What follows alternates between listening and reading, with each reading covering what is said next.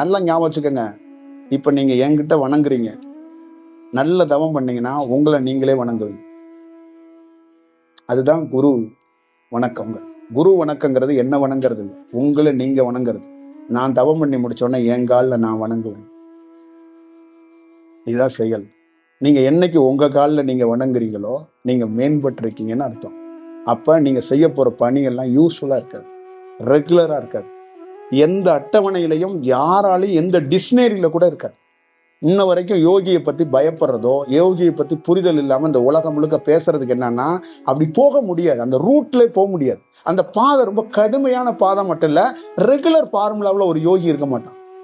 தன்னையே கொடுப்பான்னா அவன் regular formula இல்லைன்னு தானே அர்த்தம். புரியுதுங்களா? ஒரு சிவன் அடியார்னா தன்னை கொடுத்துருவான். எப்பா காடு மலையில துண்டை விரிச்சு படுத்து கிடப்பான், பாம்பு வரலாம், என்ன வேணாலும் வரலாம், எங்க அப்பா சிவன் இருக்கான்னு படுத்திருப்பான். அப்ப அவனுக்கு என்ன நம்பிக்கை எல்லாம் கிடையாது. உண்மையிலே அவன் ரியலா பெற்ற தகப்பனை தாண்டி இவர்தான் என் தகப்பன் நினைச்சிட்டு படுத்திருப்பான். பாம்பு வரும், மிருகங்கள் வரும், அது இவருக்கு பக்கத்துல ஏதாவது தூங்கிக்கிட்டு இருக்குமே இவரை டிஸ்டர்ப் பண்ணாது. பல யோகிகள் பல சிவனடியார் வாழ்க்கையில இது நடந்திருக்கும்.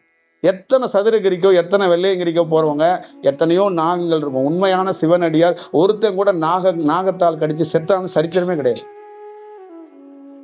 அந்த மாதிரிலாம் நிகழாது. ஏன்னா அவன் என்ன கொடுக்கறான்னு தன்னை கொடுக்கறான். அதான் செயல்.